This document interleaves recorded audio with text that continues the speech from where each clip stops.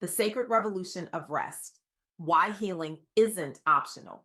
When was the last time you truly rested? Not collapsed on the couch exhausted, but intentionally stepped away to restore your soul. For too many of us, especially Black women, that question lands like an accusation, perhaps even an indictment. I recently had the profound privilege of interviewing Dr. Willyetta Mitchell, whose revolutionary work in soul care and restorative travel has literally saved lives. She's not just a wellness expert, she's a visionary who recognized the crisis of exhaustion in our communities long before burnout became a buzzword. Dr. Mitchell has created healing spaces for thousands of Black women when traditional wellness industries consistently failed them. Her insight cuts through our cultural obsession with productivity like a scalpel through tissue paper. We've normalized exhaustion, Willietta told me, her voice carrying the weight of both personal experience and professional wisdom. We wear burnout like a badge of honor, especially in communities where being strong isn't just expected, it's demanded. And isn't that the truth? We've created elaborate shrines to our own exhaustion. We compare dark circles under eyes like battle scars. We brag about functioning on 4 hours of sleep as if it's an Olympic achievement. Meanwhile, our bodies are screaming, our spirits are withering, and we're wondering why antidepressant prescriptions keep climbing. This glorification of exhaustion has created a crisis. The statistics are staggering. Black women experience higher rates of stress related illness, compassion fatigue, and burnout than almost any other demographic. Yet we're often the last to give ourselves permission to rest. We're dying of strength, literally, with higher rates of heart disease, stroke, and diabetes that correlate directly with chronic stress. Why? Because somewhere along the way, we internalized a dangerous lie that our worth is tied to our productivity, that taking care of ourselves means we're neglecting others. That rest is a luxury we haven't earned. But what if we've been looking at this all wrong? What if rest isn't the reward for finishing your work, but the foundation that makes your work possible? What if stepping away isn't selfish, but the most responsible thing you can do for those who depend on you? What if rest isn't just physical, but a profound spiritual practice that reconnects you to your purpose? These aren't hypothetical questions. They're at the heart of a quiet, revolution happening right now among Black women who are reclaiming rest as their birthright.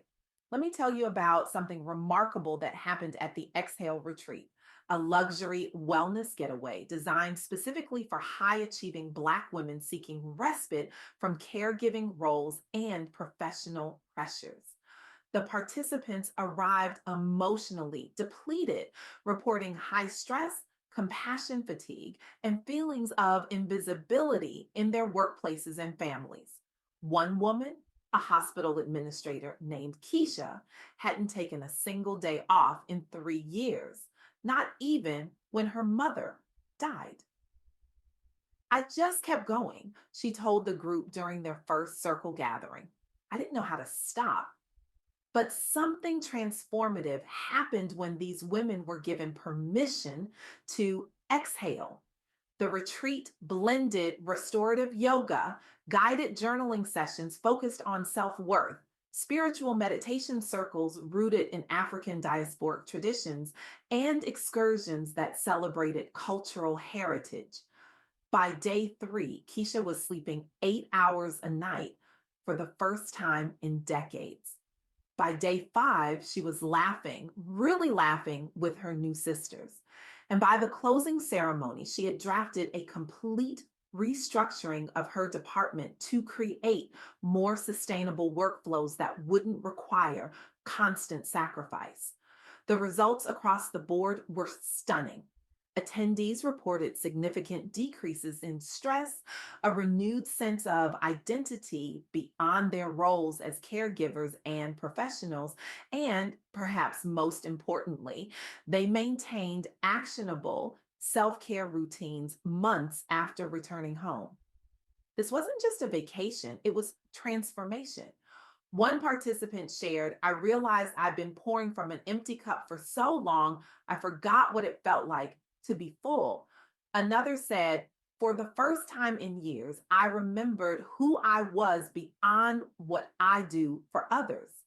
The retreat was founded after organizers recognized the unique mental health burdens facing Black women leaders during the pandemic and saw traditional wellness spaces failing to address these needs authentically. Their vision created ripples that extended far beyond those initial participants, with over 90% retention rate for follow up programs and participants forming ongoing accountability circles, supporting each other's wellness journeys long term. This is what happens when rest becomes intentional, when healing becomes priority, when Black women say yes to themselves. But it's not just in luxury retreats that this revolution is happening. A cohort of predominantly Black female pastors participated in the Vision Mapping at Sea Cruise, a program integrating spiritual coaching with travel environments designed for restoration rather than relentless service. Many confess they were close to quitting ministry due to chronic exhaustion, their congregation's needs eclipsing their own well being year after year. Pastor Jamila from Detroit admitted, I've been preaching self care while secretly answering emails at 2 a.m. I've been telling my congregation to rest in God's presence while I haven't sat still long enough to hear God myself in months. The cruise offered facilitated vision mapping workshops helping leaders rediscover personal dreams outside church duties, one on one coaching around boundary setting and rest rituals, plus ample downtime for solitude or sisterhood connection. Post cruise interviews revealed increased clarity about calling versus compulsion. Several participants restructured church schedules around Sabbath principles upon return, reporting less burnout 6 months later. Multiple attendees launched peer led support groups back home, with one pastor creating her own mini retreats modeled after what she experienced on board, creating a ripple effect across several communities nationwide. Pastor Jamila now blocks Mondays completely off her calendar. My congregation knows that's my Sabbath. At first, they resisted, now they respect it, and some are even adopting their own rest practices. This initiative arose from alarming research showing disproportionate rates of ministry burnout among African American clergy during COVID 19 and sought practical solutions rooted in both faith tradition and modern wellness science. One pastor reflected, I've been preaching about Sabbath for years while ignoring it myself. I thought resting meant I wasn't committed enough. Now I understand that rest isn't the absence of work, it's the presence of God. This is what Dr. Mitchell emphasizes in her work. Rest is not just physical recovery, it's spiritual reconnection. It's not just about what you're stepping away from, but what you're stepping into. The revolution continues in our educational systems too. A public school district piloted an international sabbatical program sending select teachers, majority Black educators, abroad during summer break for immersive rest and healing experiences rather than academic training alone. These teachers were reporting record high levels of emotional exhaustion post pandemic, with many considering leaving education altogether due to unrelenting demands both inside and outside classrooms. Miss Thompson, a veteran English teacher, confessed she'd been contemplating quitting after 22 years in the classroom. I love my students, but I had nothing left to give them. I was running on fumes and resentment. Instead of conventional professional development trips focused solely on pedagogy skills, the sabbatical prioritized well being through mindfulness workshops at destination spas and resorts. with reflective writing assignments helping teachers process trauma and stressors collectively. Participants returned with lower anxiety and depression scores per district surveys, and teacher retention improved markedly compared with peers who did not participate. Several educators began facilitating monthly rest circles back home based on what they learned abroad, spreading restorative culture throughout their schools. Miss Thompson not only stayed in teaching, but revolutionized her classroom. I now start each class with 2 minutes of mindful breathing. My students' test scores have actually improved, and discipline issues have plummeted. When I honor my own humanity, I can see theirs more clearly too.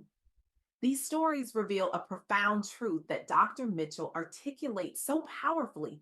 Healing requires intentionality. True transformation begins when we deliberately step away from our daily grind through travel, soul care practices, or simply saying yes to ourselves to reconnect with our purpose and joy. But here's where many of us get stuck. We wait until we break before we give ourselves permission to heal.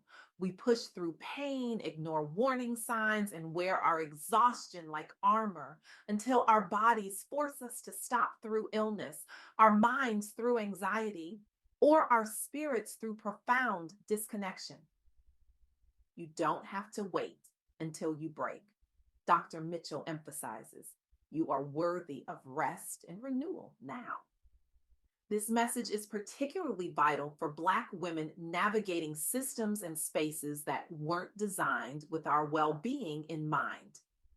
The strong Black woman trope has become both shield and prison, protecting us from vulnerability while trapping us in unsustainable expectations.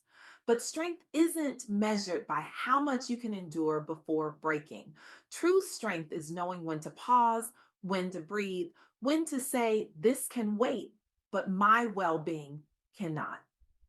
As Maya Angelou wisely said, every person needs to take one day away, a day in which one consciously separates the past from the future, a day away in which no problems are confronted, no solutions searched for. This isn't indulgence, it's wisdom. It isn't luxury, it's necessity. So I challenge you today, yes, you, to join this sacred revolution of rest. Schedule one non negotiable moment this week dedicated solely to your restoration. Maybe it's a day trip to that museum you've been meaning to visit. Maybe it's 2 hours with your phone off and your favorite book in hand. Maybe it's finally booking that retreat you've been eyeing. Don't wait until your body forces the decision through illness. Don't wait until your mind shuts down from exhaustion. Don't wait until your spirit feels so disconnected you barely recognize yourself. Choose rest now, choose healing now, choose yourself now, because in a world that profits from your exhaustion, choosing rest isn't just self care, it's a revolutionary act. It's a declaration that you matter beyond what you produce. It's a radical statement that your humanity is not negotiable. And when enough of us make this choice, when enough of us reclaim our right to rest, we don't just change our individual lives, we change the culture, we change the expectations, we change the future for those watching us. Rest is not a reward for finishing your work. Rest is part of the work. Rest is not selfish indulgence. Rest is strategic in investment. Rest is not weakness. Rest is wisdom. Stand with me in this revolution. Your life and the lives of generations to come depend on it. Thank you